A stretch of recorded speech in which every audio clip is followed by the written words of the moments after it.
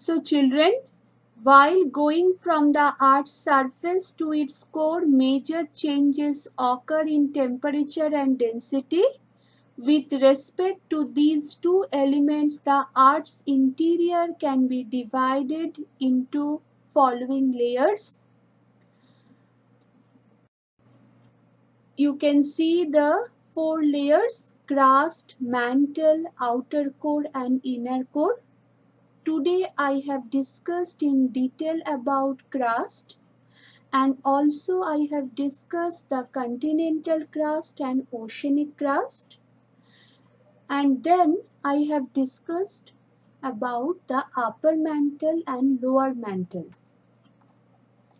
Here I want to tell you that earthquakes and volcanoes occur because of the instability in the interior of the earth. This instability is created due to the movements occurring in the Earth's interior, and this type of movement is known as endogenetic movement. Generally, the movements in the Earth's interior occur in the upper layer of the mantle. Tremendous energy is released by radioactive materials in the mantle. Children, do you have any idea about radioactive materials?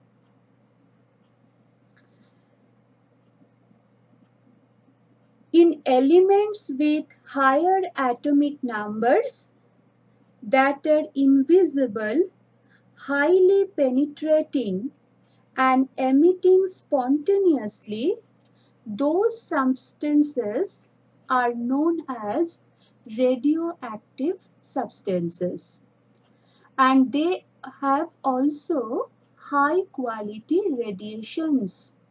Such substances are called radioactive substances. For example, uranium, thorium, radium, etc. These energy waves travel from one place to another place, and these type of waves are known as seismic waves. Mainly they are generated and they are formed in the mantle. Due to such a flow of energy, instability is caused in the mantle. So the radioactive elements which are present there in the mantle, mainly due to the emission of those radioactive elements, the instability is caused in the mantle, and the movements are classified on the velocity, direction and the landforms they produced. The effect of slow movements can be seen in the form of formation of mountains and continents on the earth crust, and due to sudden movement we have volcanic eruption and earthquake.